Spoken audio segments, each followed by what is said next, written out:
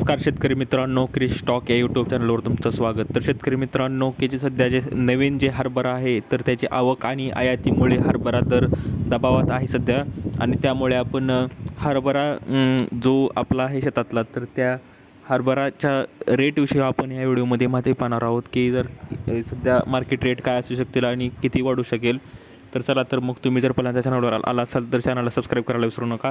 तर हमीभावाने खरेदी, आयात आणि शुल्क वाढवण्याची गरज आहे. त्यात देशातील बाजारात हरभऱ्याची आवक वाढत असून आयात ही सुरू असल्यामुळे त्यामुळे हरभऱ्याला हमीभावापेक्षा 700 ते 1000 रुपये कमी भाव मिळत आहे सध्याच.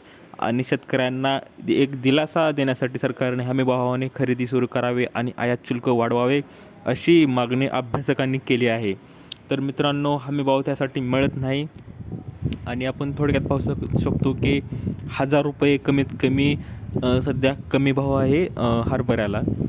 तर केंद्र सरकारने आपण सांगायचं झालं तर की 5875 रुपये हमी भाव दिला आहे आणि सध्या बाजारात 4800 ते 5200 रुपयांनी विकला जात आहे. म्हणजेच सध्या हरभऱ्याला हमी भावापेक्षा 700 ते 1000 रुपये कमी भाव मिळत आहे आणि अवक्याचा दबाव पुन्हा वाढणार आहे. त्यामुळे हमी भावाने सुरू केलेले शक्यता आहे. आणि आपण पाहू शकतो की 94,500 टन खरेदीला परवानगी मिळालेली आहे. तर कर्नाटकात अशी तर महाराष्ट्रात जवळजवळ 94,500 टन मिळालेली आहे परवानगी. तर तुम्ही जर नोंदणी केला असाल तर तुम्ही लवकरात लवकर, मला वाटते की हमी भावामध्येच म्हणजेच खरेदी केंद्रातच तुम्ही विका, जेणेकरून तुम्हाला चांगला रेट मिळेल.